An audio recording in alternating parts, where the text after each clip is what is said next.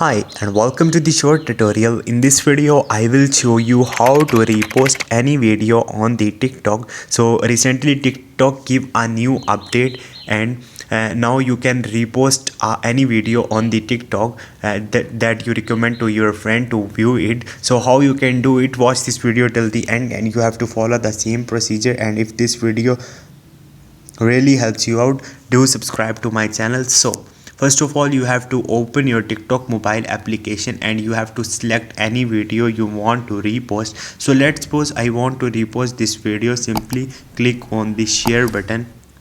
Once you will click on it, here you will see repost option, tap on it. Once you will do it, you will see this video is reposted. This will be visible to your friend. Let them know why you repost this video.